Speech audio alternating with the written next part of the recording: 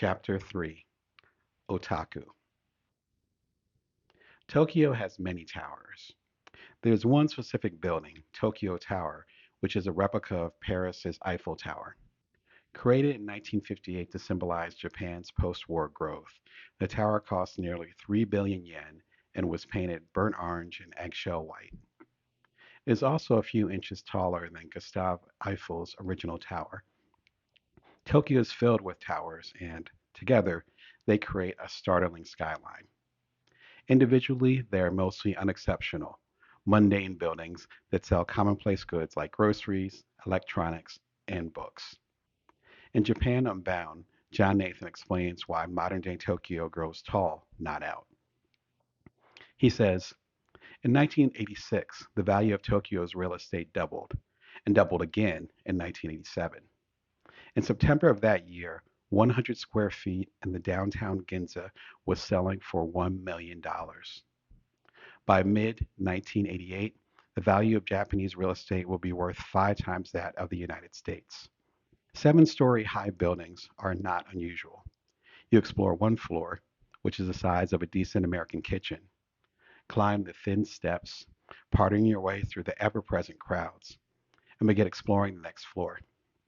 While towers house everything from clothing boutiques to posh eateries, a notable amount is packed with porn. Big breast porn, black man porn, animal porn, bodily function porn, blonde porn, schoolgirl porn. Store products is almost always well organized, sectioned off and clearly labeled on small shelves.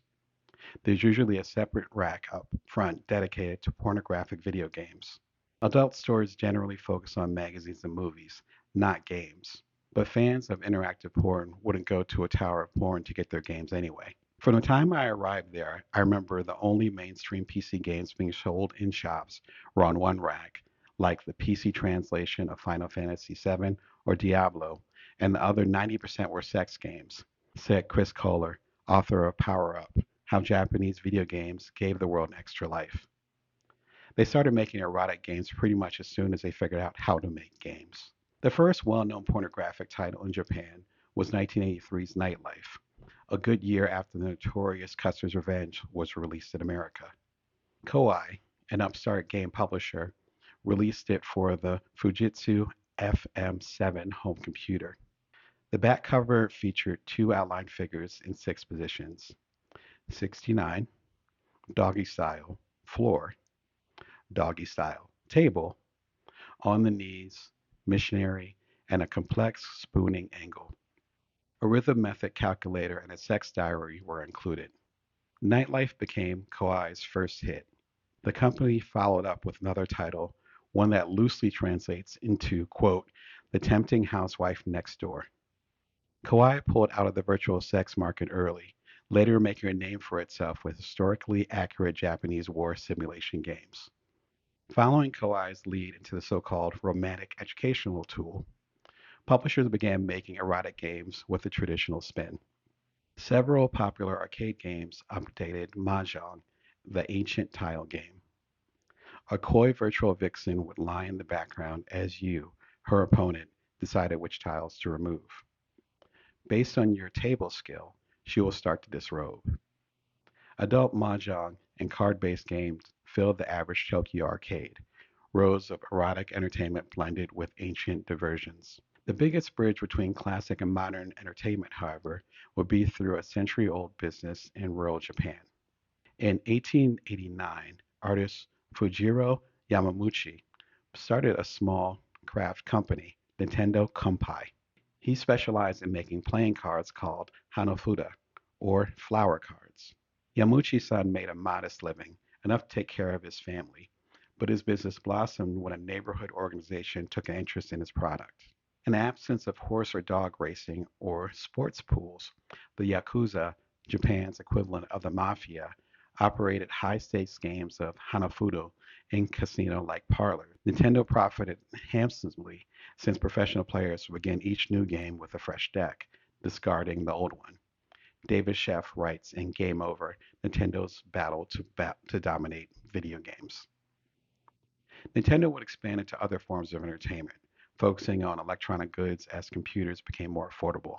In fall 1985, it released the Nintendo Entertainment System, the biggest arcade game system launched since the Atari 2600 a decade before.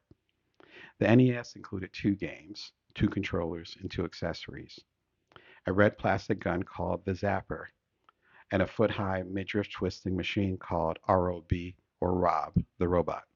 The Zapper is a light gun that makes the screen flash when you pull the trigger, used to kill fowl in the act-in-game Duck Hunt. Rob the robot turns in a semicircle and moves a set of spinning tops in conjunction with the action game Gyromite. The NES would only be available at toy stores, no computer or electronics stores, and it could not be purchased without also buying the plastic accessories. The 1983 Japanese version was called the Nintendo Family Computer, or Famicom, but it was renamed the Nintendo Entertainment System to associate it with technology. Nintendo wanted to show the United States that the NES was a toy, not a game machine, unlike the expensive Ataris and ColecoVisions that now grew rusty in American closets. Nintendo's chief game architect, Shigeru Miyamoto, designed The Legend of Zelda, Super Mario Bros., and other games that took full advantage of the system. The cutting edge technology allowed better graphics, improved interaction, and complex narratives that weren't possible on the decade old Atari 2600. Nintendo also brought the Nintendo Seal of Quality, comparable to a Good Housekeeping approval. The golden seal of quality on the box was to ensure customers that Nintendo knew the content of the respective video game and decided it was appropriate to play. According to author Brenda Brathwaite, former Nintendo of America Senior Vice President Howard Lincoln listed the company's standards as follows: no sexually suggestive or explicit content, no sexist language or depictions, no random, gratuitous, or excessive violence, no graphic illustrations of death, no domestic violence or abuse, no excessive force in sports games, no ethical, racial, or religious or sexual stereotypes, no profanity or obscenity, no use of drugs, smoking material, or alcohol, no subliminal political messages or overt political statements. Lincoln elaborated. Among the sexual content Nintendo deemed inappropriate were women dressed as Playboy bunnies, men whistling at women, a woman who, quote, shakes her breast, and a game in which a female's clothing did not adequately cover her body. Nintendo's restrictions did not seem much different than the comic book code of 1954, which required that women, quote, be drawn realistically without exaggeration of any physical qualities, and that, quote, illicit sex relations were neither to be hinted at or portrayed. Or even Hollywood's earlier Hays Code of 1930, which carried a whole section on depicting, quote, impure love. According to the Hays Code, impure love meant intimacy outside of marriage, quote, love which society has always regarded as wrong and which has always been banned by divine law, unquote. However, if filmmakers feel they must have to show impure love, quote, it must not be presented in such a way to arouse passion or morbid curiosity on the part of the audience, unquote. By holiday 1987, the Nintendo Entertainment System was the number one selling toy, surpassing Cabbage Patch Kids and Teddy Ruxpin. Other companies also prospered. Voltron, Robotech, and similar cartoons captured adolescent imaginations by combining high-tech machines, soap opera subplots, and quirky Japanese humor. In 1988, Katsuro Otomo brought Akira to America. The animated movie was about three gang member teenagers fighting a monster made out of, quote, pure energy, trying to put Tokyo under nuclear attack. There's a rape scene, limbs are severed, and adolescent bodies are squished like cows' eyes under a hammer. It became required watching for any boy under 16, and culturalists well beyond puberty loved it too. Even critic Roger Ebert gave it a thumbs up. Akira was recognized both critically and commercially because it was a perfect example of what Japan does: take pop art seriously. Japan also exerted its heavy influence in 1980s in American commerce, a turnabout from decades as the economic underdog. In 1973, the Organization of Petroleum Exporting Countries, or OPEC, inflated gas prices for profit. The oil crisis made cash-strapped Americans more dependent on the small, fuel-efficient Japanese cars. A second OPEC price jump in 1979 doubled United States gas prices. Honda and Nissan established plants in Ohio and Tennessee, respectively. The Japanese auto industry ended up dominating Henry Ford's America in both sales and productivity. Unused to creating cars with a Japanese level of efficiency, GM, Chrysler, and Ford were losing money, closing plants, or selling them to Japanese companies. Only 40 years before, the World War II allies, led by America and Britain, had decimated much of the Asian country's infrastructure. In 1947, the year of the transistor's invention, American aid to Japan exceeded $400 million. To help pull Japanese industry back onto its feet, the U.S. would provide technological assistance and encourage Japan to undertake research and development. According to Bob Johnstone's We Were Burning, Japanese entrepreneurs in the forging of the electronic age. Hewlett Packard, Texas Instruments, and other American companies created the transistor, compact disc laser technology, and high resolution television.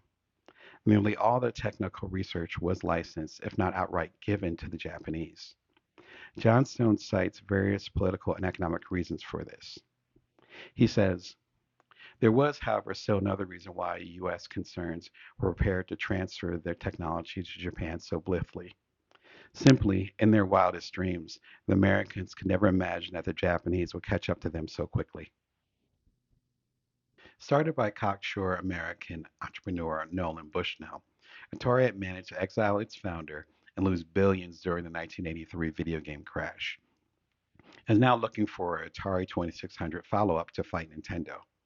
The company released the Atari 5200 and the Atari 7800, two systems that were technically inferior to the NES.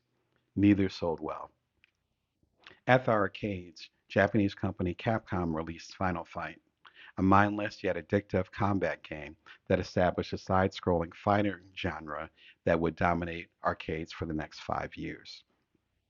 Atari would respond with Pit Fighter, a stiff battle arcade game composed of stilted digital pictures reminiscent of Jean-Claude Van Damme movies.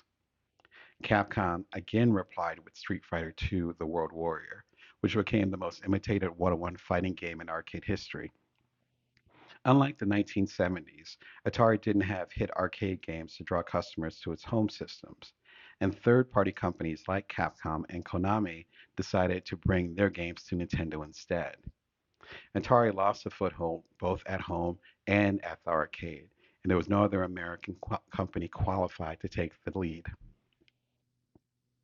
The newly profitable home and arcade market encouraged other Japanese companies to re-enter the American video game industry. One publisher, Kaneko, released 3 arcade games within 1 year. The Final Fight-inspired DJ Boy, the frantic shooter Aerial Blasters, and the puzzle title Gal's Panic. Gal's Panic is a revamp of Tato's Kicks, a 1981 arcade hit released around the time Kaneko was last relevant. In Kicks, you drop a continuous line that, when made into a box, paints the enclosed area.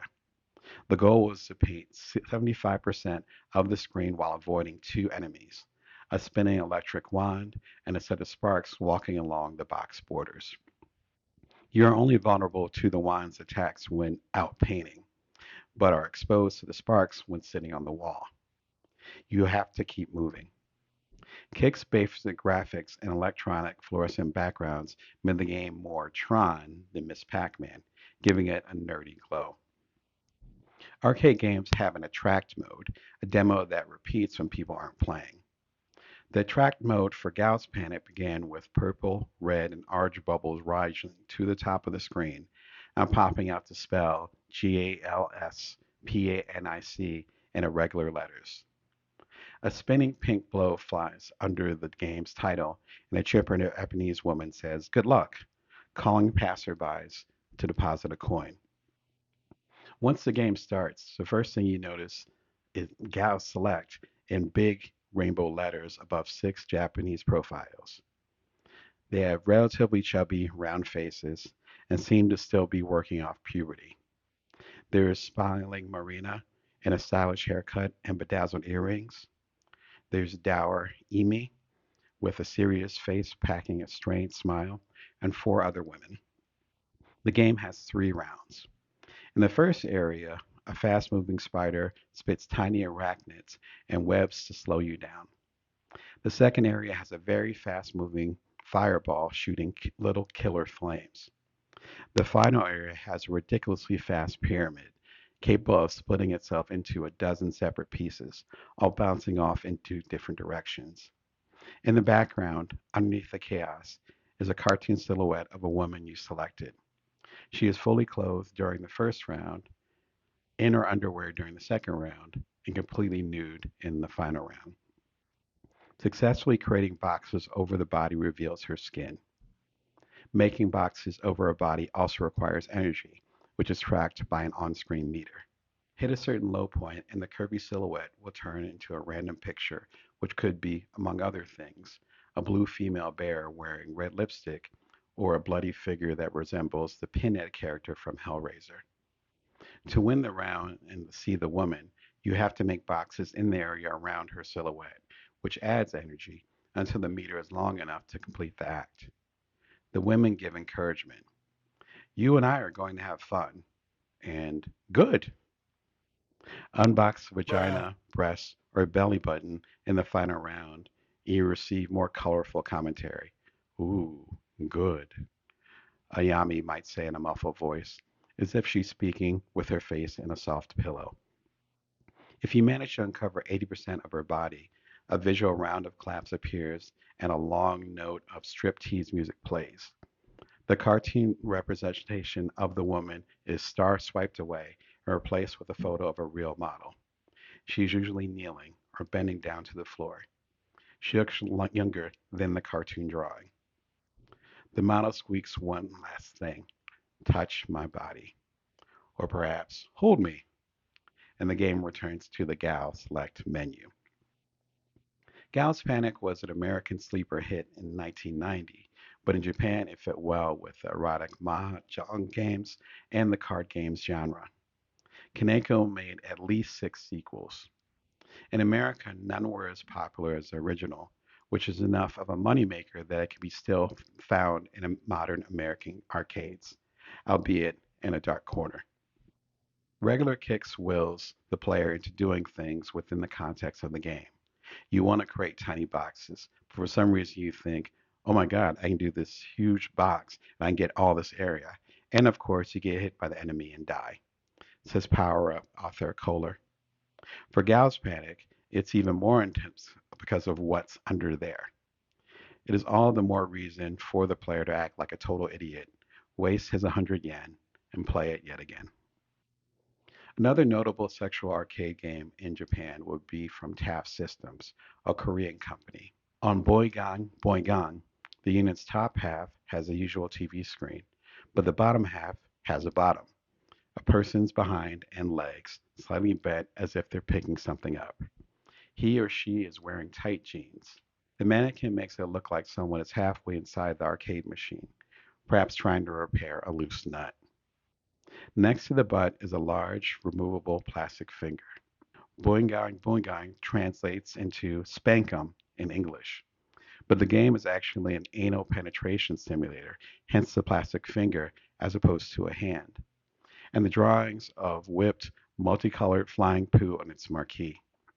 This is a fun game of spanking people that make your life miserable, said the arcade flyer.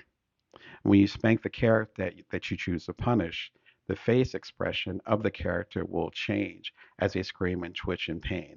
The funny face expressions will make people laugh and relieve the stress, the flyer also says.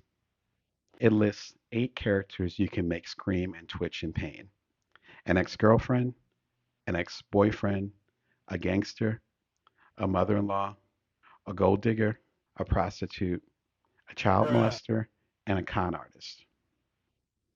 The game was received enthusiastically in Tokyo last year, wrote Wired magazines. Taft Systems recently signed a deal to distribute 200 Bunga Bunga machines in arcades all across Japan. Tomonobu Itagaki is a tall, pale man, probably in his 40s, with shiny black hair down to his shoulders, dark clothing, and pale, acne-scarred skin. Perpetually sunglassed, most gamers have never seen his eyes. He could be a Japanese member of the Ramones. Itagaki-san has worked for only one company, Tecmo, a medium-sized game publisher in Tokyo. He went there straight from college after deciding against becoming a professional mahjong player. His first assignment was Super Tecmo Bowl, Tecmo's popular sports franchise. I guess I can take credit for having snow in the game, he said in an interview. In fact, that's the only thing I did for the game. Super Tecmo Bowl was one of the first sports games to incorporate weather. Itagaki-san decided that for his next project, he would try designing a complex 3D fighting game.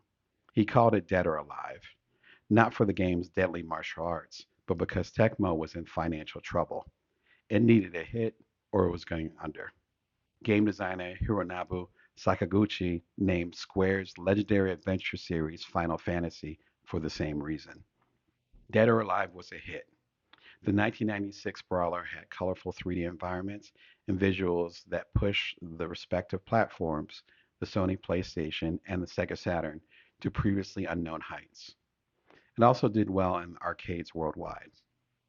Classic one-on-one fighting games like Data East, Karate Champ, and Konami's ER Kung Fu were popular in the early 80s.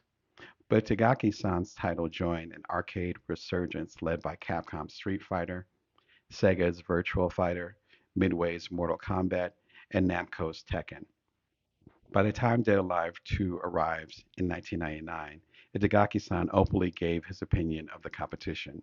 Tekken wasn't that good, and frankly, Mortal Kombat was of low quality. He had little to nothing good to say about the remaining fighting games. From Tekken's blocking system to Virtua Fighter's innovations in three dimensions, Dead or Alive would probably not have been as progressive of a fighting game without its predecessors, something the designer was loath to admit. It was as if Dead or Alive played Athena to the competition Zeus, appearing fully formed without anyone else's intervention. Tecmo's follow-up Dead or Alive 2 was as much a leap in gameplay as it was a study in detail. Spinning leaves fall from the semi-nude trees onto the battlefield below. A well-timed kick knocks a character through a dojo wall, exposing the outer perimeter of the arena. The sun glistens off in the distance, creating a bit of lens flare. The female characters, of which there are many, shake spherical, buoyant breasts, tugged by some unknown centrifugal force as they walk, run, kick, and jump. Dead or Alive 2 sold significantly better than its predecessor, and Agaki-san began developing DOA 2 remixes on different platforms. He did several redesigns of another Tecmo franchise, Ninja Gaiden, by adjusting the difficulty, improving the graphics, and re-releasing it on the newest gaming hardware. For Dead or Alive, he kept tweaking the breast physics. They had to be perfect. DOA is known for its bouncing breasts, he would later say, citing the little-known 2D fighting game Garu Dentsu as the first game he saw with a considerable, quote, jiggle factor. Of course, when I applied it to a 3D game, it was almost too much for people. Popularity increased with Dead or Alive 3 and the DOA spin-off Dead or Alive Extreme Volleyball. In the sports game, Zack, a fighter from Dead or Alive, purchases a deserted island, builds a casino, and tricks all the DOA characters, at least all the female ones, to come there for a free vacation. Previously ruthless adversaries, the trapped ladies begin playing games together, rubbing each other's backs, and generally getting to know each other better. As an omnipotent voyeur, you tell the women where to go, what to wear, and where to touch.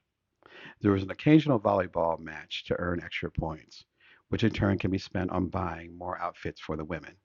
Despite the game's title, it's easier to find the women in a jumping race across floating white wafers or a butt-bumping balance battle on a log. They are almost always bouncing and are almost always wet. Dead or Alive Extreme Volleyball received an M for mature rating from an electronic software ratings board, roughly the equivalent of a movie R, and reviewers panned the title. Watching boobs bouncing along, independent of one another, made me feel seasick, said one reviewer. It spent months on the American top 10 sales charts, and Itagaki-san churned out a sequel, Dead or Alive Extreme Volleyball 2, with similar results. He would turn out more Dead or Alive remixes in the upcoming years.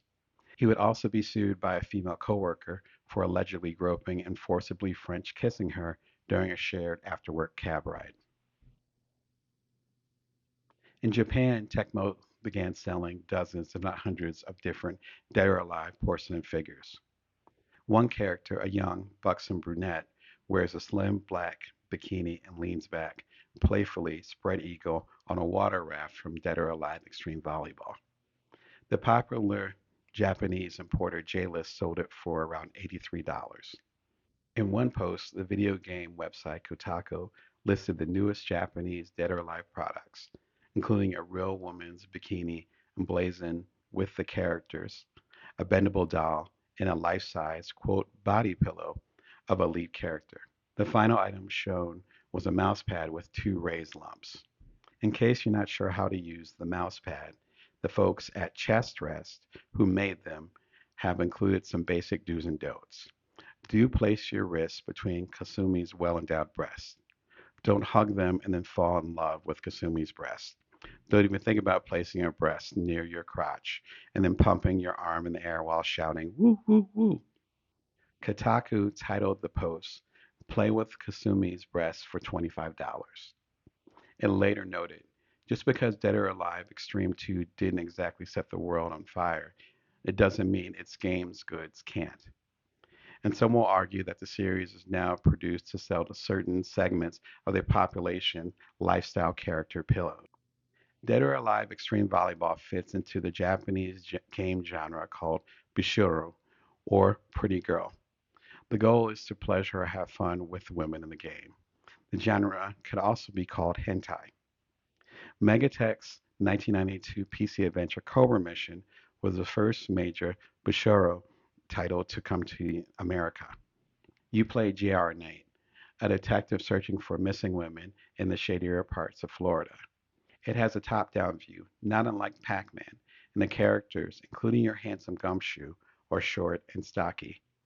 Successfully following the clues to a damsel in distress, and Cobra Mission shifts to a detailed first-person view close-up of the woman. A list of options appear. You're given a limited amount of turns to pleasure her. A traditional set of choices include use your hand, use your lips, whisper, rotary vibrator, vibrator, candle, and in capital letters, ready to go. Megatech released the R-rated version with limited nudity, but players could purchase or later upgrade to an X version with more graphic visuals. The box reads, Cobra Mission graphics are drawn by established anime artists in Japan. Our anime girls are wonderfully fresh and unique, sporting flashy eyes, fine noses, and spunky hair colors. You'll be dazzled by 190 plus high resolution anime graphics, including 50 solely for the sexier moments of play. The text is bracketed by four photos, including a group shot that looks like it may be the prelude to an orgy. It says, so provocative is Cobra Mission, you'll find yourself reacting both physically and emotionally. Japan also had a parallel genre equally popular to Bashiro. In Masuya's PlayStation 2 Choniki Legend of Holy Protein, two well-greased bodybuilders, Adon and Samson, fly through space shooting evil aliens. They are ripped, evilly tanned, and don heavily weighted thongs. A video game poster shows the pair facing each other, holding hands, smiling, in a standing action pose, leaning on their toes forward, as if the next frame would show them wrestling. One character has his knee securely between the other's thighs. Originally for the Japan PC Engine system, Choniki was a descendant of Konami's 80s spaceship titled Gradius. While the classic bad guys were multi-tentacled extraterrestrials and wide battleships, Cho and Nikki, the legend of Holy Protein, had half-naked human-looking beings. The heroes fend them off by shooting sparkly white blasts from the top of their heads. They are after the Holy Protein, a powerful substance that will give them perfect bodies. Protein is also a major component of human sperm. A similar title, D3's Publishing's The Friendship Adventure for the PlayStation 2, casts you as a young new broadcaster who must bond with other males on staff both in the office and after work. The locations vary from beer-soaked sports bars to sweaty saunas. The goal is to get as close as possible to your desired mentor. One of the more revolutionary details put into the game is after you input your name, you can set it if you're a giver or receiver, noted the website gaygamer.net. You can also set any of the NPCs' sexualities as gay or non-gay. The characters end up having orgasms either way, but the dialogue and story flow depends on the choice. It adds, the original PC adaptation is recognized as one of the first games that was made specifically for the gay market in Japan. Japanese games exploring yaoi, which literally translates to boy love, usually aren't geared towards gay men, but to young women. According to Chris Kohler's Power Up, there are dating games that put the female player in the role of the male high school student who goes after other male high school students. One is called Gaiku Heaven, Boys Love Scramble. Its box proclaims it a love hyper boys game. Kohler estimates about half of all Japanese computer games sold are pornographic. Peter Payne, owner of the popular import site JList, explains how in the book Sex and Video Games. Since over the years, some of the Bushido games titles released in Japan have caused concerns about their negative influences on society, the industry is currently self-regulated through an organization called the Software Morality Association, SOFRIN, which sets the standards for the games. No characters under 18, no themes such as incest or bestiality, and so on. For the most part, these efforts keep the Bushido game industry out of trouble as far as the law is concerned. Part of the reason why adult dating sims get extra leeway is that they aren't live action and aren't really viewed as porn in a real sense. American arms of publishers like Nintendo and Sony are much more conservative than their counterparts, and so Bushido game style games would have to be purchased through import companies like JList. Shoniki, The Friendship Adventure, and Goken Heaven Boys Love Scramble never made it to the United States. Sega's PlayStation 2 title Rez was one of the few provocative Japanese games to make it to America. A fast-paced shooter, you play a programmer who enters a hostile computer world. It used vector graphics, visuals composed solely of straight lines to convey the sparse universe. The background music adjusts to your actions so you, in a sense, are creating a rhythm as you play. Rez came out with a mouse-inspired peripheral, around 5 inches long and 3 inches wide, which shook to the rhythm. It was called the Trance Vibrator. You can put it anywhere, your foot, your back, your waist. Rez designer Tetsuya Mitsuguchi said to Wired magazine.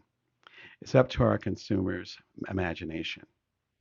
It also came with a washable protective pouch. Sony gave the game an E for everyone rating.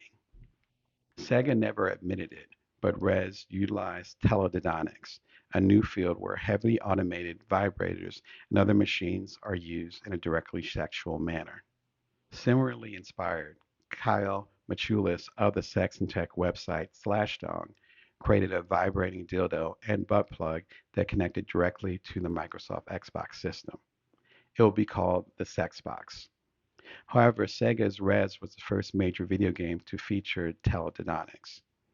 The PlayStation 2 version proved to be the most popular, whereas was originally released on the Dreamcast, Sega's own late 90s systems that failed to make the American marketplace. Overseas, the Sega Dreamcast maintained a solid Japanese user base based on continual streams of bootleg pornographic games. Erotica publishers would eventually stop producing for the Dreamcast, about 6 years after Sega stopped manufacturing the system.